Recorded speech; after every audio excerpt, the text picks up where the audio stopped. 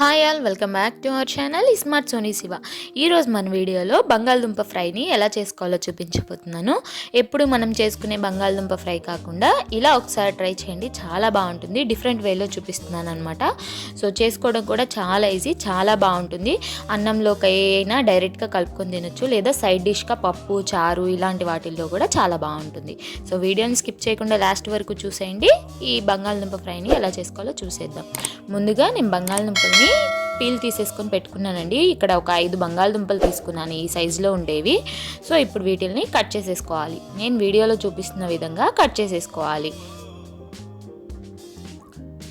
ఇలా అన్నిటిని కట్ చేసేసుకోవాలి. నేను వీడియోలో చూపిస్తున్నాను కదా, సో ఆ సైజులో ఉండాలి ముక్కలు అనేవి. సో ఇలా కట్ చేసేసుకున్న తర్వాత ఇప్పుడు వీటిని ఉప్పు నీళ్ళల్లో వేసేసుకోవాలన్నమాట. సో ఇప్పుడు ఒక బౌల్లో వాటర్ తీసేసుకొని ఆ వాటర్లో కొంచెం ఉప్పు వేసుకొని ఈ కట్ చేసుకున్న బంగాళదుంపలు వేసేసుకోవాలి.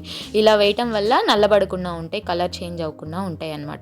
సో ఇలా వేసేసుకొని పక్కన పెట్టేసుకోవాలి ఈ బౌల్ని. ఇప్పుడు స్టవ్ మీద బాండీ పెట్టేసుకొని ఇప్పుడు ఇందులోకి 2 లేదా 3 టేబుల్ స్పూన్ల దాకా ఆయిల్ వేసుకోవాలి. కొంచెం మందంగా ఉన్న బాండి పెట్టుకోండి. ఇందులోకి ఒక 1 టేబుల్ స్పూన్ దాకా జీలకర్ర, అలాగే ఆవాలు, పచ్చిపప్పు కలిపి ఒక 1/2 టీ స్పూన్ దాకా వేసేసుకోవాలి.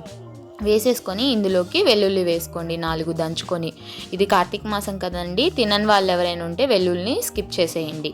సో ఇప్పుడు ఇందులోకి మనం ముందుగా కట్ చేసి పెట్టుకున్న బంగాళదుంప ముక్కల్ని వేసేసుకొని ఇప్పుడు ఇందులోకి ఒక 1/4 టీ స్పూన్ పసుపు, ఒక 1/2 టీ స్పూన్ ఉప్పు వేస్తున్నాను నేను ఇక్కడ. మీరు మీ రుచికి తగినంత వేసుకోవచ్చు.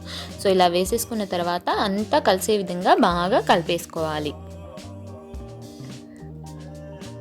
ఇలా అంతా బాగా కలిపేసుకున్నాక మూత పెట్టేసుకొని సిమ్లో పెట్టుకొని బాగా మగ్గించుకోవాలి. మధ్య మధ్యలో కలుపుకుంటూ మగ్గించుకోవాలి.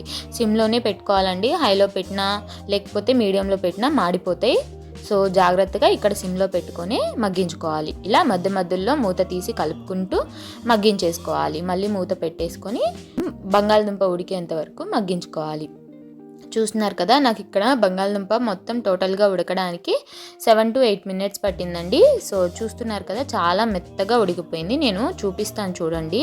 సో చూడండి, ఇలా మనం ప్రెస్ చేస్తే చూస్తున్నారు కదా ఎంత బాగా కుక్ అయిపోయిందో. సో ఇలా ఉడికిపోవాలన్నమాట, మనకి ఇలా వేగిపోవాలి బంగాళదుంప అనేది. ఇప్పుడు ఇలా వేగిపోయిన బంగాళదుంపలోకి ఒక 1 టేబుల్ స్పూన్ దాకా కారం వేస్తున్నాను.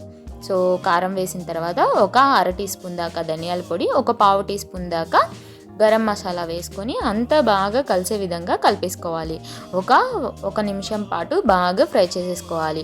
ఎక్కువ కలపొద్దండి, బాగా ఎక్కువగా కలిపేస్తే ముద్దలాగా అయిపోతుంది అనమాట. ఇప్పుడు ఈ స్టేజ్లోనే కొంచెం కస్తూరి మేతి కూడా వేసుకోండి. నా దగ్గర అవైలబుల్ లేదు ప్రజెంట్, అందుకని నేను వేయట్లేదు. లాస్ట్లో కొంచెం సన్నగా చాప్ చేసుకొని కొత్తిమీర వేసుకొని కొంచెం 1/2 నిమిషం పాటు అలా తిప్పేసుకొని స్టవ్ ఆఫ్ చేసేసి సర్వ్ చేసుకోవడమే. చూస్తున్నారు కదా, మీకు వీడియోలో చూస్తుంటేనే అర్థమవుతుంది కదా, చాలా బాగా వచ్చింది. సో చేసుకోవడం చాలా ఈజీ అనమాట. సో సిమ్లో పెట్టి చేసుకుంటే చాలా పర్ఫెక్ట్గా ఉంటుంది. అన్నంలో కలుపుకొని డైరెక్ట్గా తినేయచ్చు, లేదా పప్పులోకి సైడ్ డిష్గా, చారులోకి సైడ్ డిష్గా చాలా బాగుంటుంది.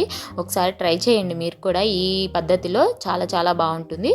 సో ఈ ఈజీ రెసిపీని మీరు కూడా ట్రై చేసాక ఎలా వచ్చిందో మీ ఫీడ్బ్యాక్ని నాతో షేర్ చేసుకోవడం మర్చిపోద్దు. వీడియో నచ్చితే లైక్ చేయండి, మీ ఫ్రెండ్స్ అండ్ ఫ్యామిలీ రిలేటివ్స్కి షేర్ చేయండి. ఇంకా ఇలాంటి ఎన్నో ఈజీ రెసిపీస్ కోసం smart Soni Siva channel subscribe చేయండి. ఈ వీడియో అయితే ఇంతే, నెక్స్ట్ వీడియోలో కలుద్దాం. Bye all.